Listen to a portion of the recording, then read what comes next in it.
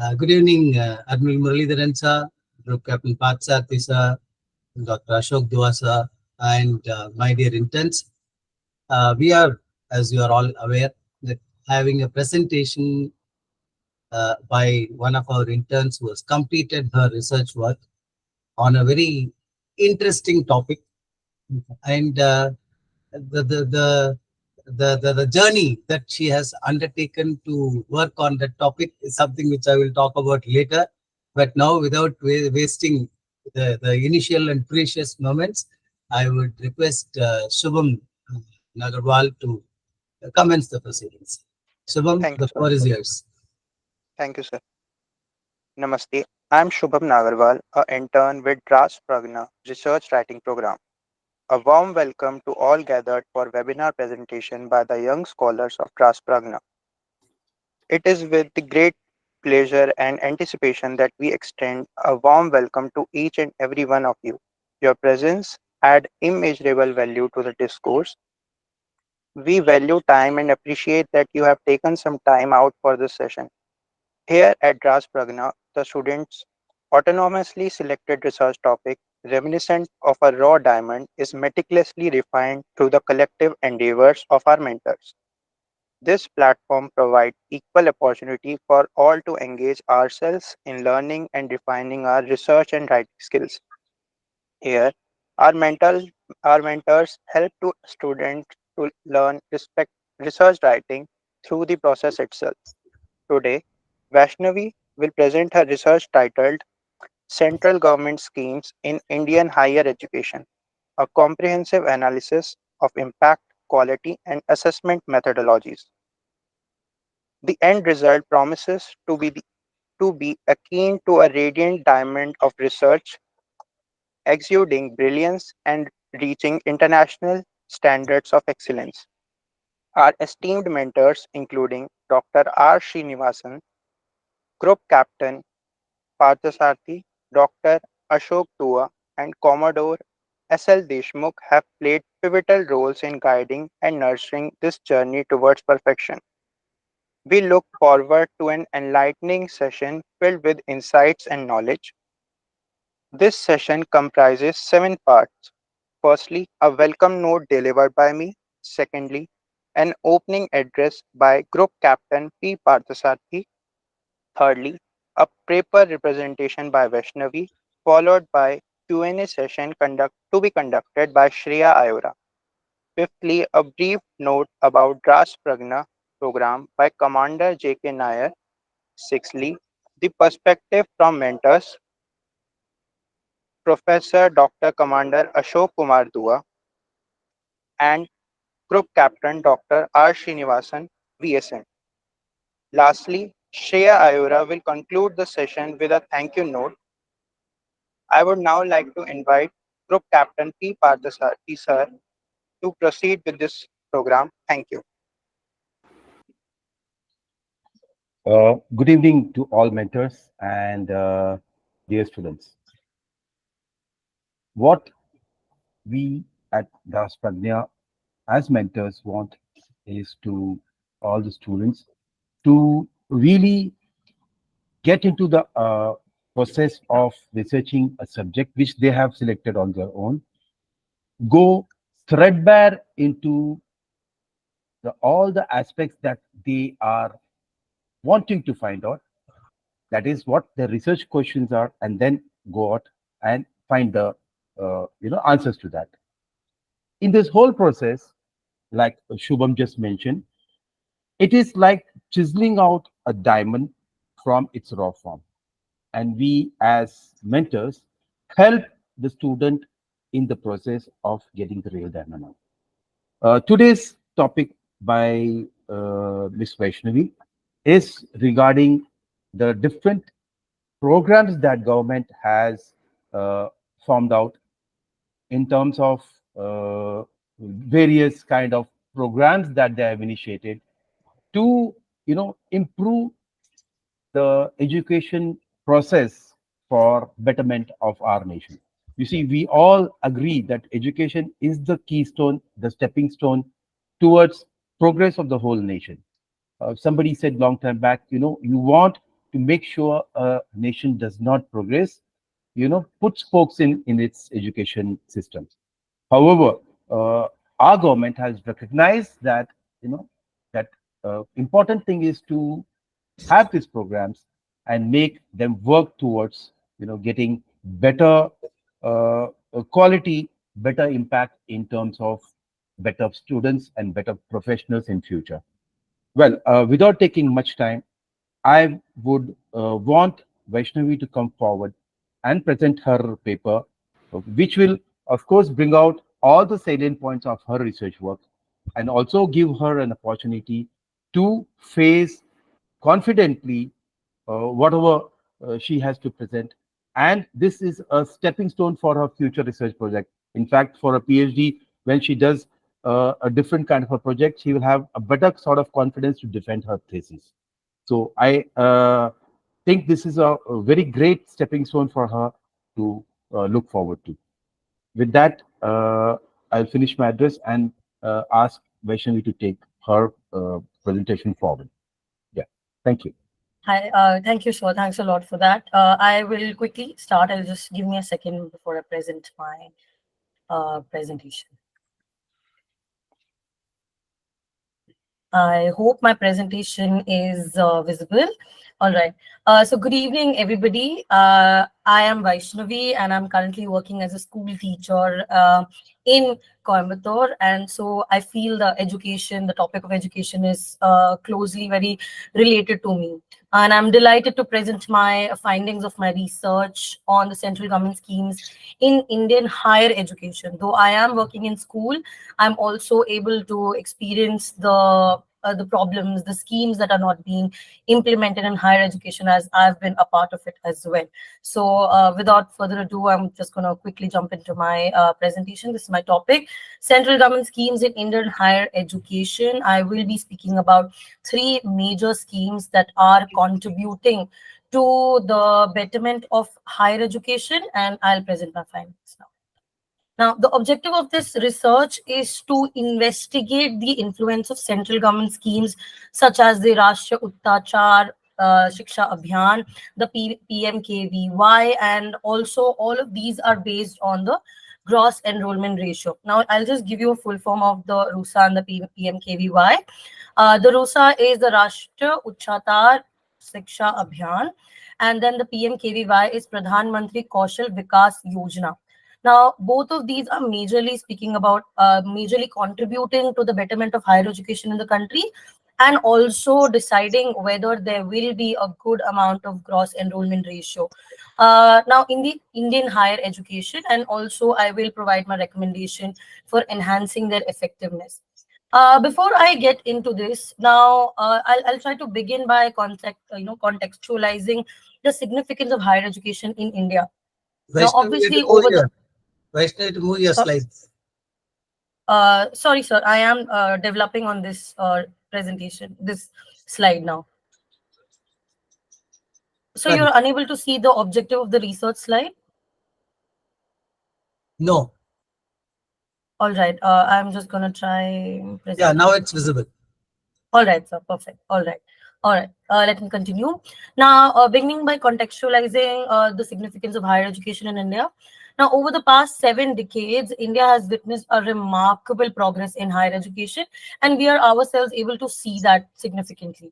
Now, there is a substantial increase in gross enrollment ratio, because back then in 1915, we saw 5% of gross enrollment ratio in the country.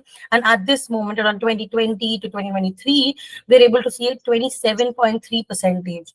Now, the growth rate might not seem like a big difference because we've passed 7 decades, but it is a huge deal for a lower middle income country like India to have achieved that level of gross enrollment ratio.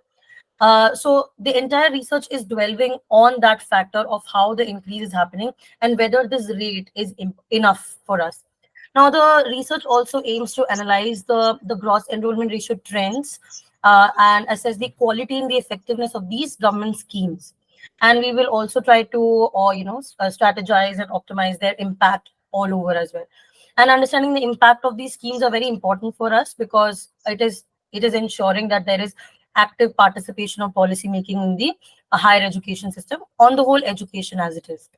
Moving forward, the overview and the impact of central government schemes. I hope the slide is visible, the third slide.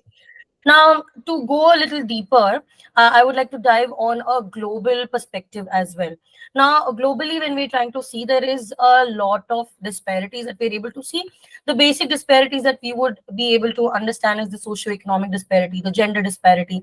So, and there are regional disparities, geographical disparities as well, that's impacting the gross enrollment ratio on the whole. Now, this emphasizes an equitable education landscapes. Moreover, gender disparities within education, it actually kind of, tells us the complexities of issue, also understanding the socio-cultural barriers as well. Now, RUSA actually focuses on infrastructural development, faculty quality enhancement, and academic standards. Now, when we're talking about infrastructural development, it actually talks about giving many of the resources available for the students, faculty being trained for advanced education as well. Every day is growing for us, and we are accommodating a lot of technological development in our research as well, and as well as our studies. So the faculty have to be up to date as well. So those kind of trainings are being presented through RUSA. It's ensuring that there is a holistic approach on education. Now, these are just the definition, or these are the impact that the RUSA is supposed to do. I will be talking about what are the drawbacks, the benefits of it as well in the later coming up slides. Now, PMKVY, it emphasizes skill development and bridging a gap between education and employment. Now, as much as the gross enrollment ratio is important for us, employability is also significant, because end of the day, after a good degree, we are looking for skilled laborers to ensure there is a mark in the employment ratio as well. So PMKVY ensures that with education, with higher education, there are vocational trainings, there are skill development given to the students, which will ensure that they are ready for any sort of employment after their degree. Now, when we are talking about HECI, now this is the Higher Education Commission of India. They are responsible to ensure, to understand what are the steps that we are missing to enhance higher education. So they also introduced something called the Higher Education Funding Agency, which will ensure that the higher education systems and institutions get enough funding and are able to access whatever resources they can to enhance their resources in the upcoming future as well. Now, PMKVY is also promoting, as I said, they are promoting higher education enrollment among diverse population segments. It's not just talking about a college or a university. Education is done and the skill is provided. They're trying to understand the necessity of it as well, and the necessity of this particular subject and the students. All right, and let's move on to the next one. Now, the gross enrollment ratio and the challenges are something that I have tried to answer in my paper. Now, as I said, GER is extremely important assessing higher education. As we know, we do have for schools, for secondary schools, we do have, the Right to Education Act, which is giving compulsory education in the government institutions. But when it comes to higher education, that's where the gap starts building up. And the secondary education does not translate, the primary or the secondary education does not translate its enrollment ratio to higher education. So it is very important for us to understand the higher education accessibility, inclusivity, and the quality as well. Now, accessibility is something that if the students are able to afford it, the affordability of it, and whether it is reaching every nook and corner of the country. And inclusivity, here I speak about the socio-economic inclusivity, I am speaking about the gender inclusivity as well. And more than all of these factors, quality of this education is what we must be targeting towards. That's where we come across the NIRF ranking, but even that has a certain amount of flaw that that I have addressed in my paper. Now, it serves as a key indicator. Now, GER obviously acts as an indicator for evaluating the effectiveness of government interventions in higher education, whether government does have a good say towards higher education, and whether are they providing enough resources for the growth of higher education as well. Now, targeted interventions are extremely necessary, and they're essential for promoting inclusivity and overcoming socio-economic barriers to higher education. Now, this is a graph that I want all of us to have a keen note on. Now, this is the gender distribution, socioeconomic Okay. status, and the Your slides are geographical. not visible. We are Oh, still all stuck right. on second slide. Oh, all right. So I'm just going to. I'm sorry, I don't know why this is happening. Yes. Is it visible now, sir? Slide number 4 is visible now, right? Yes, sir. I'm talking about slide number 4 now. Yes. Okay. Yes, sir. All right. Okay. So now this graph actually talks about the disparity that we're able to, a very significant disparity that we're able to see when it comes to the gender distribution as well in enrollment. Or rather 60 percentage of enrollment for male and there's only 40 percentage. And we are trying to build an equilibrium, but this is not the rate that we actually are favoring towards. Now, when I've written higher and lower, I am speaking about the socioeconomic status as well. The people who are quite well off and able to afford the basic necessities, and even certain wants are being fulfilled in the economic condition. But even that disparity is quite 10 percentage, 20 percentage might seem like a smaller percentage, but we are targeting towards an equilibrium and an equality of an equity of distribution as well. And the urban and the rural distribution is what we must be concerned about, is that we are able to see a ratio of a majority of the higher education universities, colleges are available mostly in urban areas and much lesser in rural areas, where we must be given equal importance to education as it is, and such disparities should not be visible as it is. All right. Now, initially, I hypothesized a significant influence of the government schemes on the gross enrollment ratio, considering initiatives like RUSA, the PMKVY, and also the Higher Education Commission of India. However, this findings they challenge and they suggested a nuanced relationship between scheme implementation and the GER. Now, what I recently found out was that every year, especially from 2020 to 2023, every year the budget for these schemes were being reduced, and especially the 2023, the budget for the PMKVY was exponentially reduced, and that is a big concern, is because we were unable to, and the reasons that were presented in the budget as well were the least awareness, or the usage of it was not found in universities and institutions. When we see that the universities are not utilizing such scholarships, such schemes, that means the funding is being stagnant. Now, we want to ensure that we are utilizing this, and these schemes are especially very important to enhance the enrollment ratio. And it's not just about enrollment ratio, as sir already said in the welcome speech, that education is something that is for all of us. It is a necessity for all of us, and it is where it is the point where we are able to engross ourselves with personal development as well as developing as a country. Now, when such schemes are not being utilized, we must know that if institutions are unaware of such schemes, then imagine people being unaware of these schemes as well. Now, yes. Now, my findings, they speak about the enhanced faculty quality and academic standards leading to better learning outcomes. Now, this is what the schemes are also trying to enhance, that there should be a faculty, the quality training should be more, the academic standards should be better. But what we're trying to understand is that the dependency on the government for funding is there, but those fundings are not being navigated in a proper manner. And yes, now there's a limited focus on addressing socioeconomic barriers. It is a very, when these schemes come into action, the way they get separated, the way they get segregated are mostly in a very generic manner. They're not they're not targeting a socioeconomic barrier, which is also hindering the people from accessing such higher education systems, especially for the disadvantaged groups. Now, there's inadequate awareness, as I already said, there's inadequate awareness, the participation among the target demographic is there. We are targeting a certain population, but we're targeting only a certain population, ensuring that everybody gets an equitable access.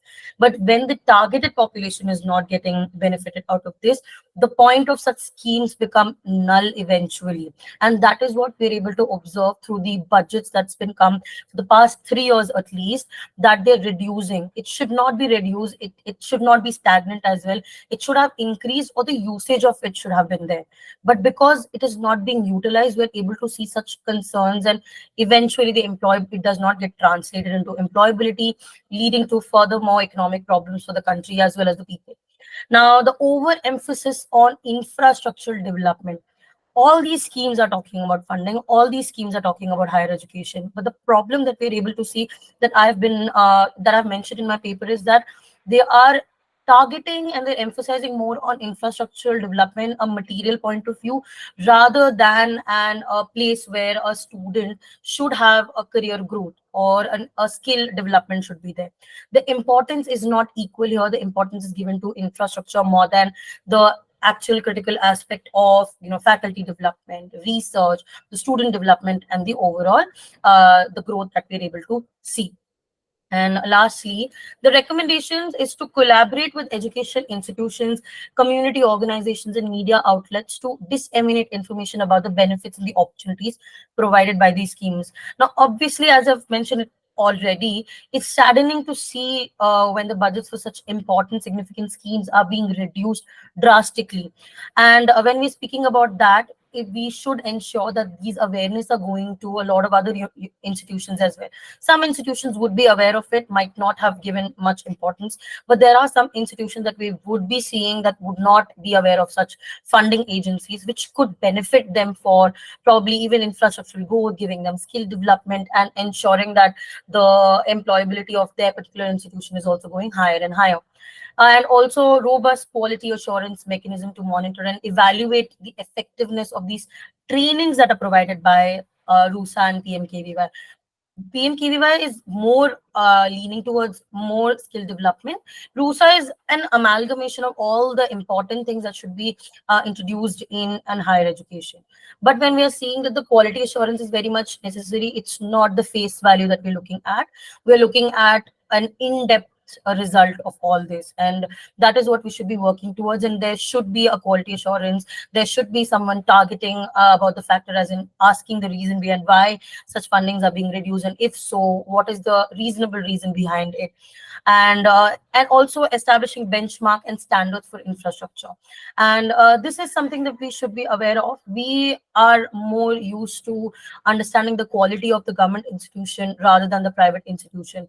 That is where we have to change our mindset, not just the mindset, but the reality should change, that the infrastructure given by the government also should be more advanced, equivalent to a private institution as well. Now, leverage the expertise and resources of private sector to enhance the relevance and the practicality of educational training programs. Now, training programs have to be updated day by day. I teach in a school, and I see the syllabus of the school books being changed almost every year. Now, that importance has to be given to the training given to the educators as well, because they are the ones who are imparting. And though I'm talking about the school level, I'm understanding that the teachers, the educators in the higher education system also should be enhanced with relevant training and should be equipped with the up-to-date technologies as well. Most of the places do have, but there are majority of the places which do not have such development. And to invest on ongoing research, my research is talking about these schemes which are not being enough. They have a very good objective, but they are not coming out there. They are not showing enough results out there. So such research should be given, encouraged, and these researchers are the ones which are going to give us an idea behind why such development are not visible in reality. And also to get the feedback from stakeholders, employers, educators, policymakers. Only when all of them comes in together, they'll understand each and every problem that are being faced in the school and colleges, especially in the higher education, because they are the ones who will directly responsible for employability. And that's it with my presentation. Thanks a lot. If there are any questions, I would love to answer. Thank you, Yes. Vaishnavi. That was a wonderful presentation. Now, I would like to invite our fellow mentors and scholars for engaging question and answer session. Thank you. Good morning or good evening, Vaishnavi. Good morning, sir. Good presentation. I have Thank a you. question. Yes, sir. You see, you talked about RUSA, that's Rashtriya Uchchatar Shiksha Abhiyan, and PM Kaushal Vikas Vikas. Yojana.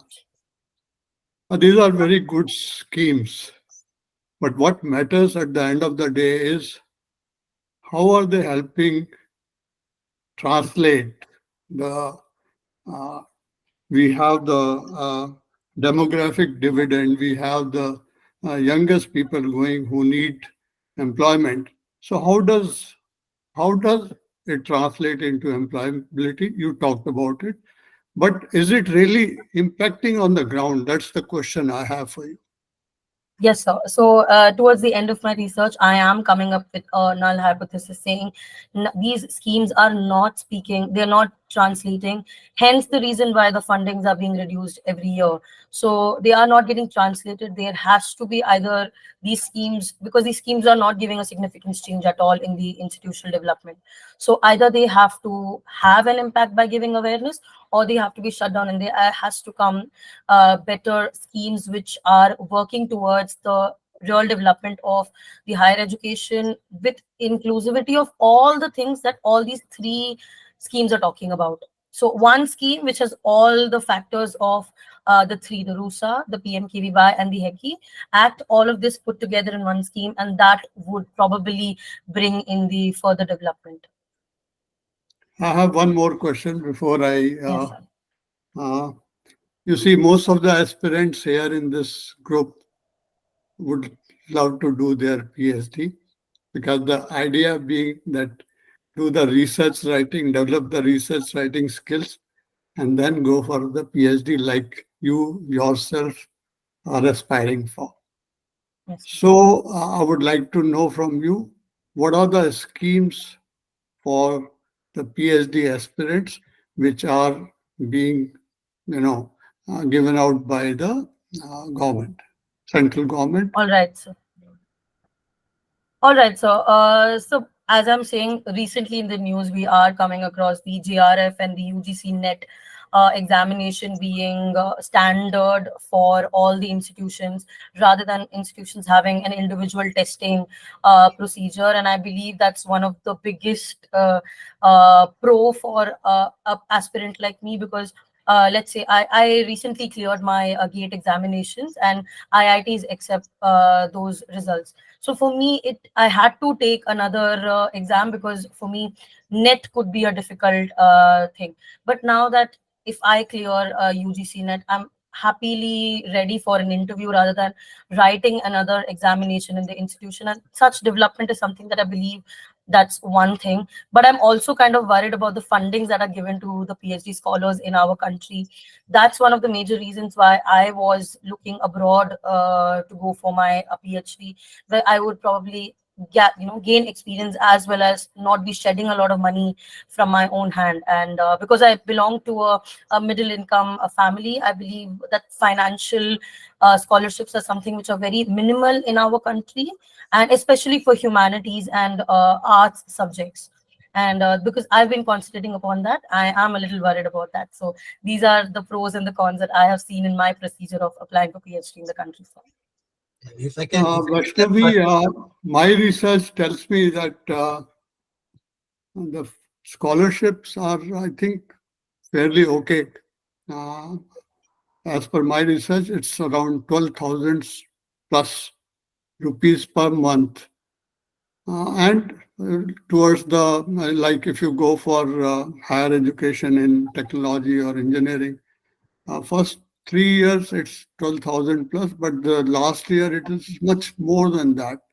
And I believe 12,000 rupees is fairly good incentive for the students to go for higher education. That's my belief, and I am Right. sharing with you. I Thank just you, want sir. to add one input, sir. I just want to add one input, especially for PhD in the central universities. The monthly stipend used to be 25,000 rupees 2 years back. Okay. And 2 years back, it has been enhanced to 40,000 rupees per month. Wow. Okay. So Thank you. in addition, the PhD scholars are also eligible for a 10,000 rupees grant for stationery per year. That is per year. Okay. So then there is a third attraction. there's a third attraction because most of the university professors, whether they are from arts, humanities, social sciences, or in technical and medical education, they are they are always undertaking projects funded by many government agencies. Like for example, ICSSR, Indian Council of Social Sciences Research, it funds a lot of projects by professors. And what these professors usually do, because they need research assistants, so they employ their own, you know, PhD scholars as their research assistants for those projects. And usually, on an average, about 8,000 rupees per month is this thing, so long as the project goes, whether it is 1 year or 2 years or whatever is the time frame. Yeah. So there are certain, let's say, financial benefits for students who do join PhD. There is a support from the government. I'm not saying that 40,000 rupees is good enough, but 40,000 is something which even wage earners, salaried class struggle to reach. Because, and here you are just studying. Here you are just studying. Your only job is to study. And your hostels are free depending on which category you belong to. Like if you're from the reserved categories, then your hostel is free, your food is free. Then you get additional government scholarships through any of these schemes. So the financial backup may not be on par with some, let's say, from United States of America or UK or some countries like that, but it's not bad. It is quite attractive. And even during my own PhD, I have interacted with many scholars, from mathematics and biology, and this thing. I stayed in the hostel just to get the feel of it, because just to get a feel of it. Okay, in the year 2014, I stayed in the hostel for 1 month just to interact with them. And I'm being very frank in saying this, that I found that for many of these research scholars, that monthly stipend was a major source of income for the whole family. Yeah. Okay. So there are government schemes. Yeah, that is what I would like to just add. Yes. Okay, I have a question for you, Vaishnavi. During your Yes, sir. presentation, you talked about skill development. Yes, sir. Okay, and in response to Commander Dua's question, his question was regarding how can you talk about uh, employability? You understand the meaning between employability and unemployable. Basically, that unemployable person has got knowledge, but he or she cannot be fitted into any job profile. He cannot be used for any work. Yes, sir. So, how do you intend, like you did mention, that putting all three together, RUSA, PMKVY, and HECI, all together, maybe a consolidated solution should come up. But during your research, could you find some other way to enhance skill development, enhance the employability of an educated person? How do you propose to do that, get that thing done? Yes, sir. Yes, sir. So this is one of the questions I actually got during one of my PhD interviews as well, and I'm really happy to have come across this question again. So with respect to skill development, I believe that a very effective market research has to be done, as in, as you said, unemployable could be educated but is unemployable. Market research would let, as in, understand the need of an employer or the requirement of a particular job as well. So according to that, the skills could be imparted with different subjects, understanding, segregating the subjects according to what the jobs need and require, and giving skills to the students who might end up being unemployable, but not after attaining such skills, which are more centric towards a particular job in the economy. So So does that mean that whatever is being taught in higher education, whatever is the course curriculum, that is not relatable to the available jobs? Do you mean to say that? Or No, I don't mean to. or Yeah. yeah, or like the second part of the question is, there are no instructors or teachers or mentors in the education field who can make a kind of synergy, make these two things join up, like what is being taught and how it can be utilized in your normal environment. Do you mean like, is there a gap between that? So there is a gap between. So as you said, the second point of yours is very. The percentage is, it's very subjective, because there are very few professors. Even in my college, there are very few professors, and very good educated professors would give us and impart us knowledge with respect to what would be helpful for us in our further career. But it is not, when I was doing my research as well, when I was trying to read a lot of other papers and trying to see a lot of other scenarios as well, that's what I came across, is that there are both of these problems are existent, and there are both of the advantages as well. There are, skills being imparted while educating them, and there are not, there are places where the skills are not imparted. So what I mean to say with having one scheme with an amalgamation of all the other requirement is where it becomes a necessity for everybody. It doesn't become a choice, but a necessity for everybody to impart it with skills. So there are many programs. Sorry, I'm taking too many questions, but I just want to get this thing clarified with her, because her research is taking her there. This gap in terms of what you're learning in your school, colleges, and your job profile in terms of what you're going to work on. Are internship program any kind of gaps in between? Don't you think that government should uh, give out schemes which emphasize internship programs, which gives a direct exposure to the student with the working environment?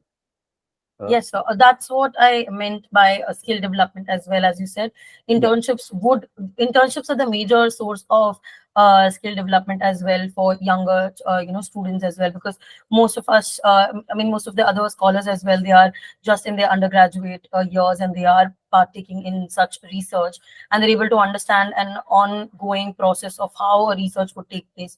So it is a part of it, but as I said, it's because it's a choice now in many places, it should become like a compulsory Compulsory. necessity. Yes, Yes. yes, yes. I agree with that, and Yes. very well responded.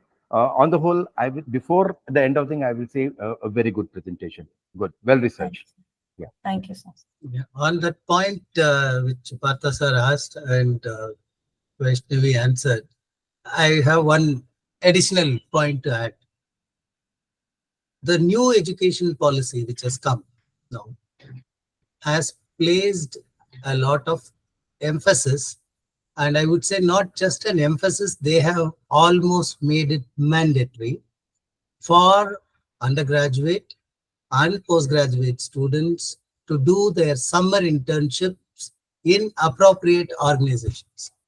People who are undergoing technical education, for them, in any case, it's mandatory. They have to do a project with an industry in their last semester. For people who are undergoing MBA, again, it's mandatory. They have to do a project with this. People who are doing MSW, it's mandatory. It was always part of the curriculum earlier also. But for all other fields across the board, arts, humanities, and social sciences, across the board, they have now made it necessary for exposing their students to go for in summer internships.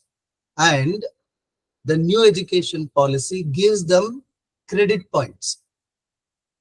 They get some 4, if I'm not mistaken, they get 4 credit points for their academic this thing. They get 4 credit points if they do internship. Even I am experiencing that, because children are undergoing internship with me, not only in this program, otherwise also, and they are from colleges, and their institutions are writing to me asking me to provide a certificate in a particular format with assessments, everything, clearly saying that this is going to help us to provide a 4-point credit to the student in his or her education. So this turnaround is happening. But what is deficient, that also I would like to point out. What is deficient is, other than engineering and medical in any case, and MBA and MSW and all, for other streams in arts, humanities, and social sciences, institutions where they can do this kind of internship, that many number of institutions are wanting. We need more. We need more such institutions where a structured guidance can be given to them in applying. Like there are NGOs, there are companies which are involved in this. There are civil society organizations. There are let's say people in political what do you call surveys and all, they carry out now election time. A lot of them are involved. So these kind of agencies must be made to accommodate the students for their internship and give them the appropriate training where the knowledge that they obtain in the class can be translated into practice, or at least they learn how to translate it into practice. This is very necessary. Opportunity has been provided by the new education policy, but more institutions are needed. Thank you, sir. Yes, Any other questions? Does anyone else have a question? From the interns?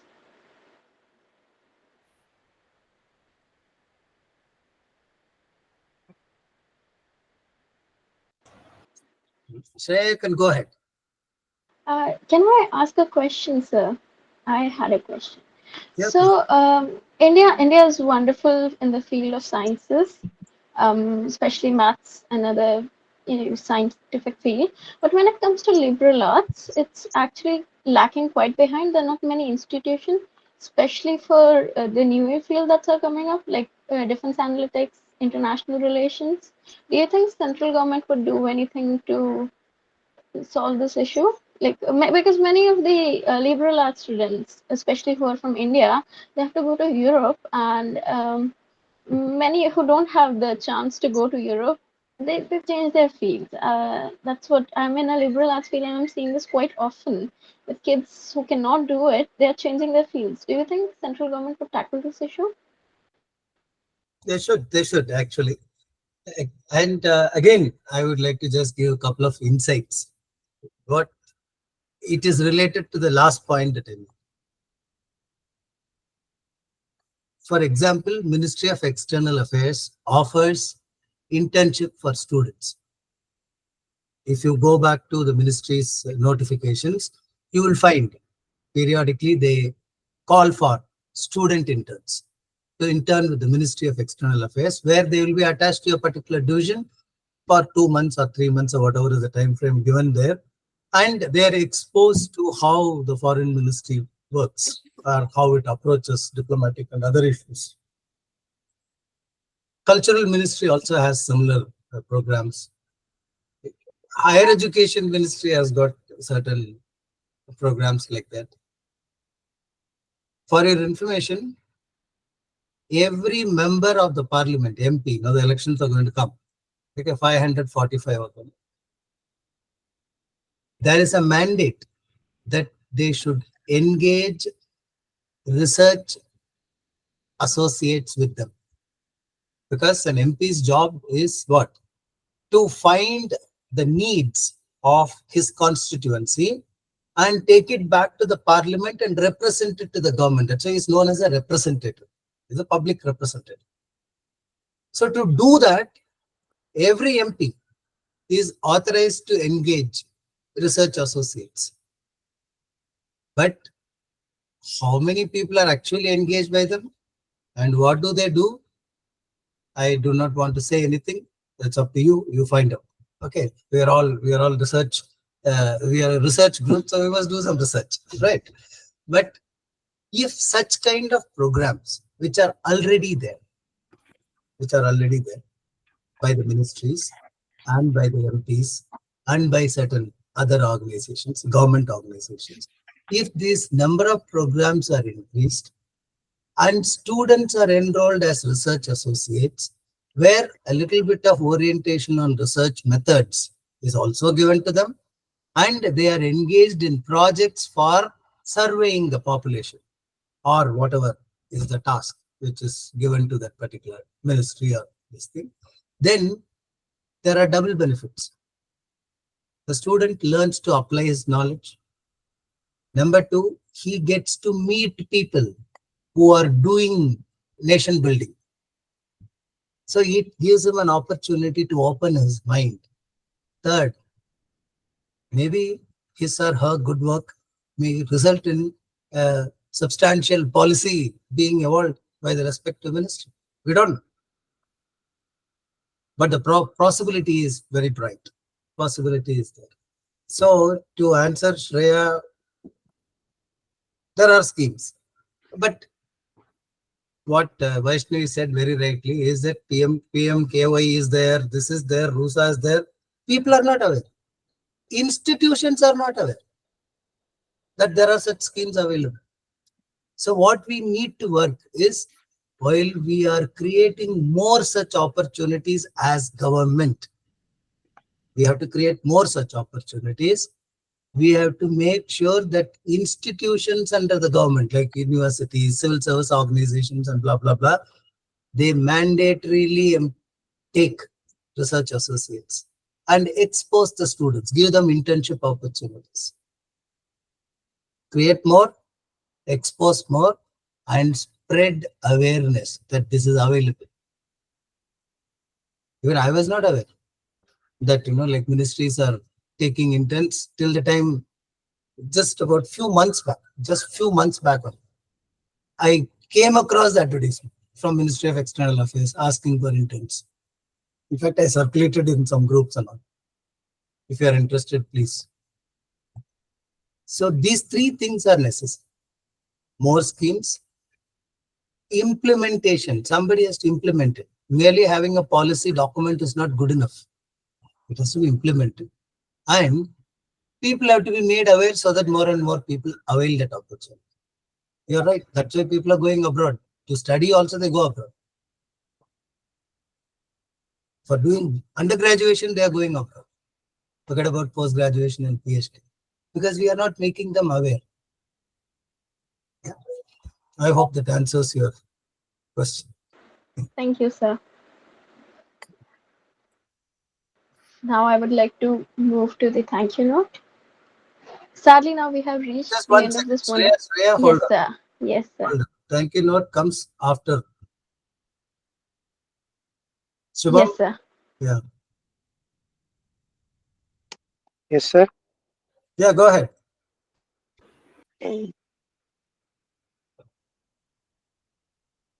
After Q&A,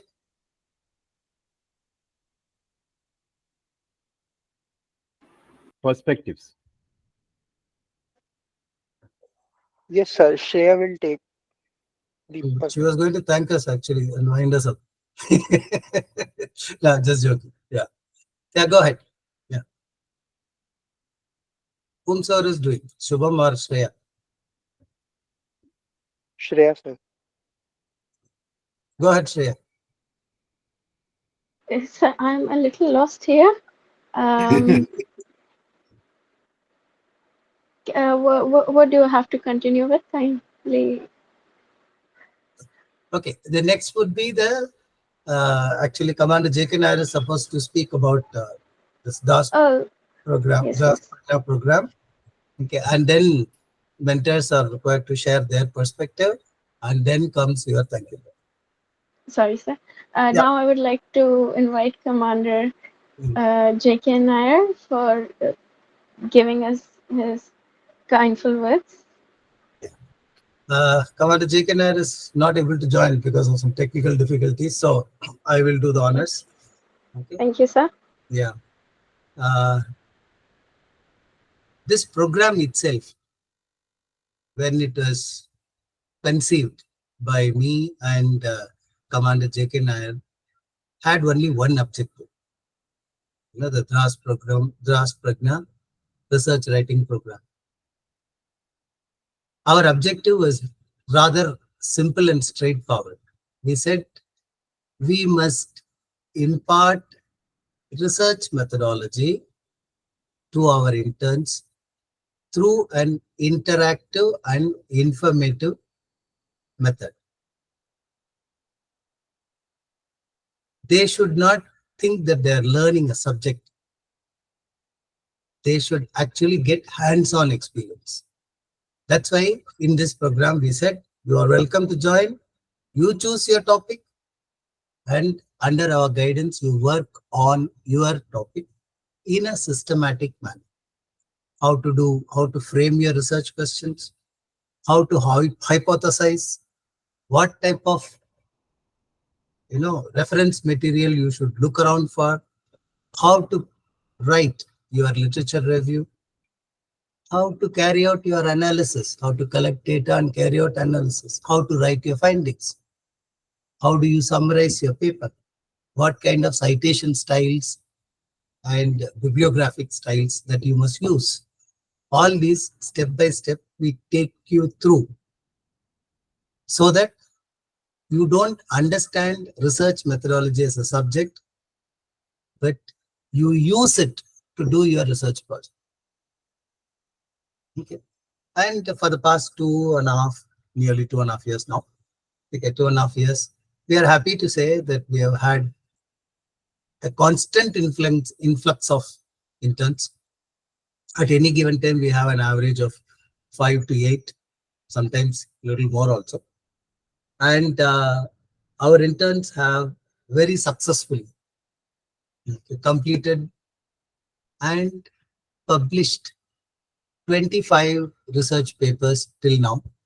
Now, our Argish will be 26th.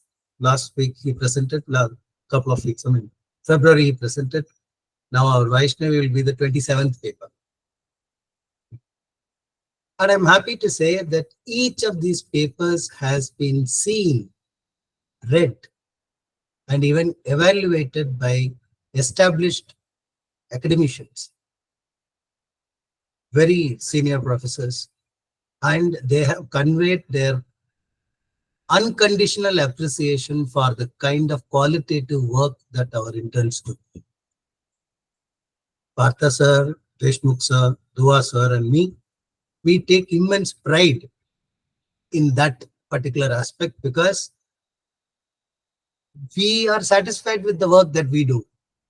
But the work that our interns do has been much recognized and much appreciated by people who are with 30, 40 years of, as professors, as HODs, as deans, as directors of research institutes. They have conveyed their appreciation, and that gives us, I will say, a greater satisfaction. I'm also happy to say that our interns, their thematic, this thing, we have even published it as a book. I must show it to you. Even eight of the papers written by our interns has been published as a book. And just 2 weeks back, I was told by the publisher that one of the state governments in India has ordered bulk copies of this for the libraries in their districts. So that is the kind of recognition that the research work that our interns are doing is getting. We are very happy to continue this program. And I am personally thankful to Commander J.K. Nair for his unconditional support. And of course, Partha sir and Deshmukh sir and Dua sir for their unwavering commitment to this program. Unwavering commitment, which is a great source of encouragement for continuing this program. And I hope that in future we will be able to get more and more interns and give them a orientation as to how to do their research so that they can go on and become great scholars, not just PhDs, great scholars, and they can drive knowledge in their subject of choice, in their domain, and contribute to not only this country, this whole society called this world, to rely upon knowledge that can be translated into action.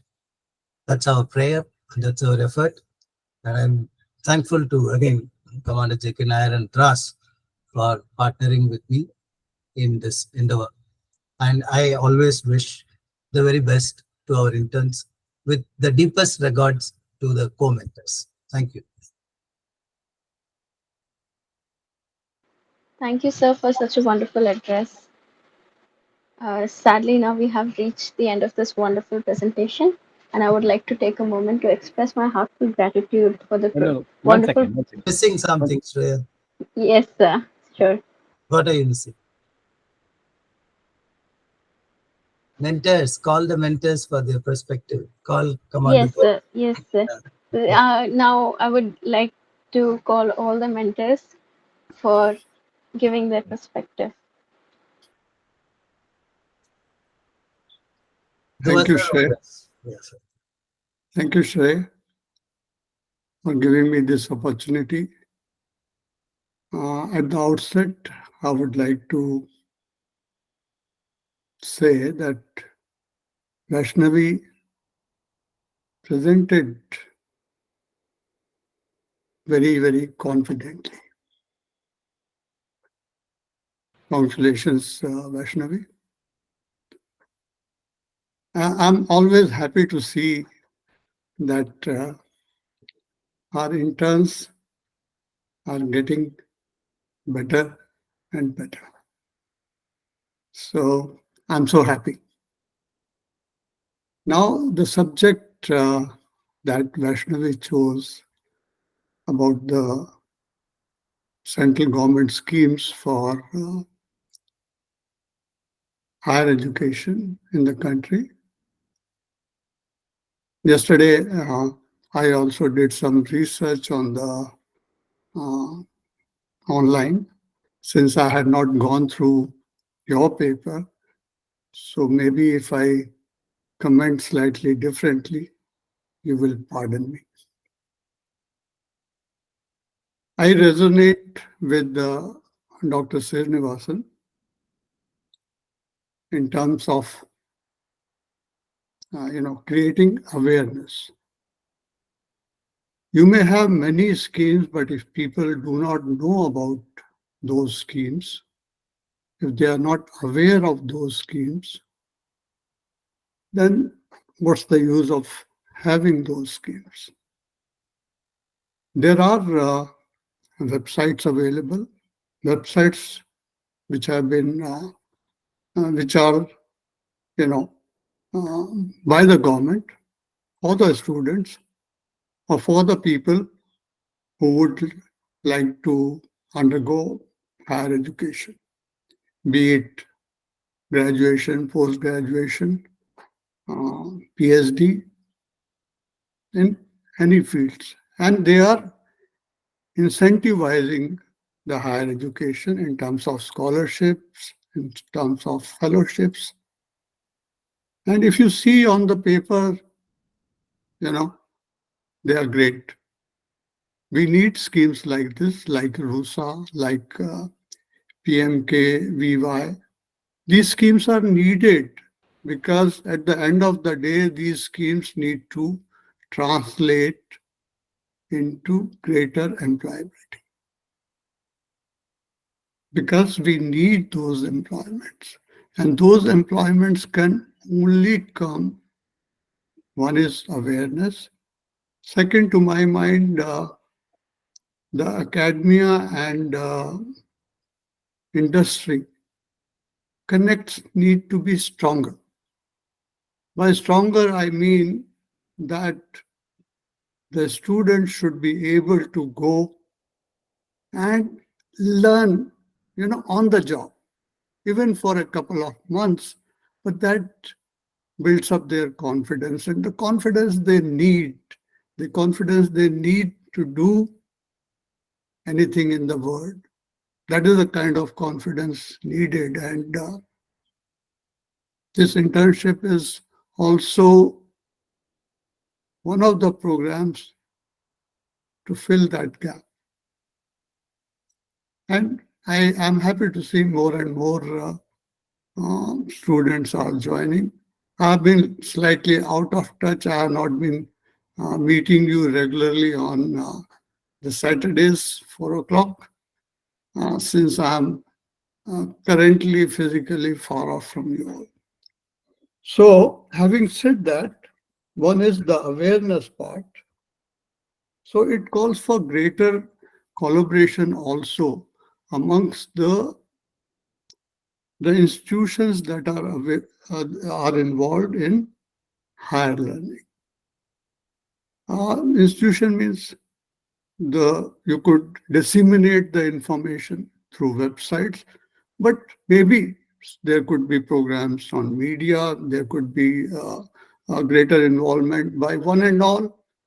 Word of mouth, we could advertise that these are the schemes available, why don't you come forward and get benefited out of these? So there is a need for that, a greater need. There's no point having a website which nobody goes through, and if you don't go through, you don't understand what is going on. So that is, to my mind, very, very important. Government has started,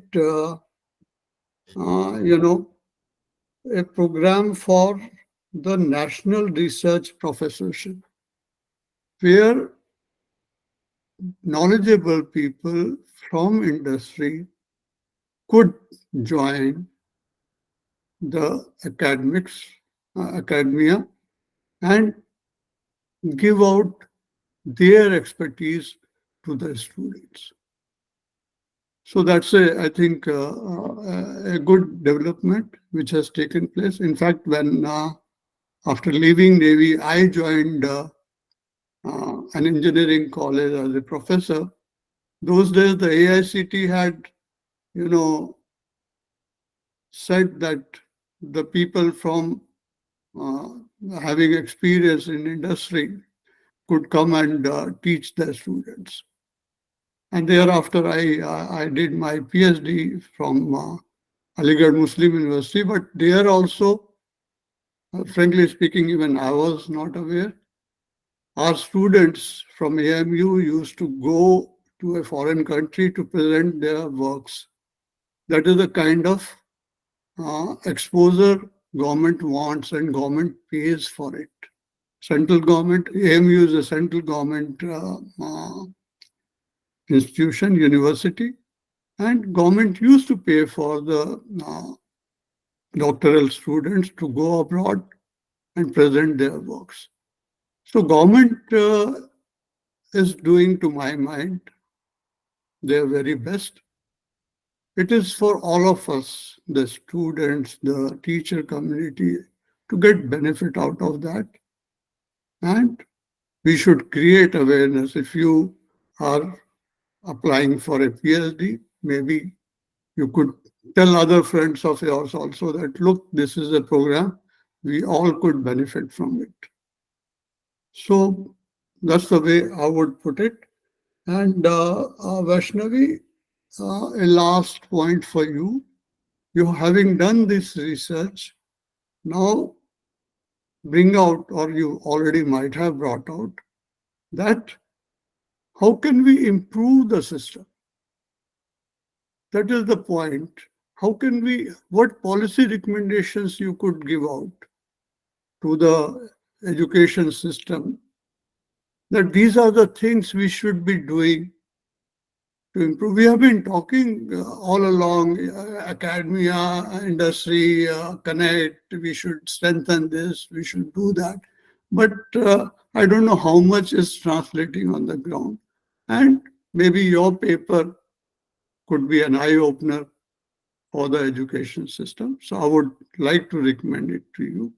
And at the end of it, very well presented, and the moderation by Shubham and Ayora S for Shreya. Shreya, as I heard Dr. Srinivasan calling her.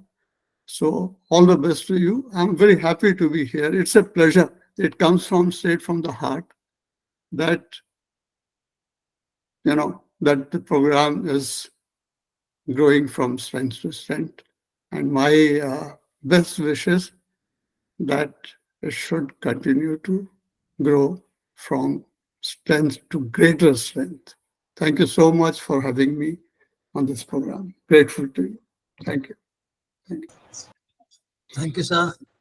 Just before Shreya comes up with her thank you note, I just want to couple of things about Vaishnavi's work as a mentor. Okay. Uh, she is one of the longest internees with us. I'll put it that way, almost 6 months. And I'm happy that it took that much of time. Though, in between, she must have felt that, boss, I'm being criticized, let me just junk it. बहुत हो गया, ऐसा करके. I don't know whether she felt it that way, but I'm just saying it openly. Okay. No, Because I also felt that way when I was connected with it. She had, if I Yeah. remember correctly, she was working for Baiju's. correct. So, and she wanted to do her PhD, so she was, charged So up that I would do it. Go ahead, sir. very Sorry. good. So at you know when I say she took time, I mean it in a positive manner. She took time to formulate the basis for her research. And today that we have heard her end product, the presentation of her research work, I personally, and I'm sure other mentors also feel that way, that the time that she took to formulate her research was necessary. That confusion, that vexation, okay, and the temptation to say, that is necessary. For the simple reason that the question, though she has framed some 4 questions, let's see the crux of it. The question that she took was of that nature. Central government schemes and their ability to enhance gross enrollment ratio with the intention of enhancing employability. This is the crux of her work. Her paper is not about central government schemes. Her paper is not about GER, gross enrollment ratio. Her paper is not about employability. Her paper is about the relationship between these 3. Do they contribute to each other or they don't? I am very sure that each and every one of you will appreciate that this topic of research has to cause vexations. It has to produce problems. See, if you take, will China attack India in the year 2030? I would say it's a very straightforward question. Will India win if there is a battle between India and Pakistan or India and China? Rather a straightforward question. It's a question of, your gut feeling. That's all. It will stop with gut feeling because you can't support it with anything else. You can only say, he said this, India did this, China did this, and this will happen. Your entire research work is just a summary of your gut feeling. But when you say that central government has got 3 schemes, okay, we need to increase the number of people who join higher education, but getting them educated is not good enough. They should find employability in the market. When you connect these 3, we are talking about ground realities, and we are a very complex country. We have reservations, we have social injustice, if you may allow me to say. We have discrimination. We have shortage of funds. We can keep saying that we are a $3.8 trillion economy, but there is not good enough money for everything. She herself said they're reducing the budget. Maybe because awareness is not there, but the fact is budget is being reduced. That budget is going somewhere else. Doesn't go waste, it goes somewhere else. So this is a very challenging environment. This is a very challenging country. And in this challenging country, if progress has to be achieved, it can only be achieved by producing knowledge that can be applied, which means knowledge has to be produced and appropriate skills have to be produced. Both of them have to marry and develop the country. Very complex. Saying it is very easy, but very complex. And that is what she has taken. Okay. And I, for one, has always been very liberal with my criticism with her for obvious reasons. For obvious reasons, because you are not handling a simple topic. Sir, Russia-Ukraine war, will Ukraine win? I would say it's a simple topic. Sir, there is a coup in Ivory Coast. Will the government be able to put down the coup? I would say it's a simple question. But this is not simple. So many factors have to be taken into consideration. Government reports, statistics, data. They have to be interpreted. They are understood and interpreted with the end product, employability, relating it to the question of employability. So she did take a challenging topic. Her work on it obviously was much challenging. Okay. But as a mentor, and of course on behalf of all other mentors also, I'm happy to say that she has come out with a very rational, very logically presented and well debated paper. The only thing which I would like to point out is maybe the number of references not sufficient.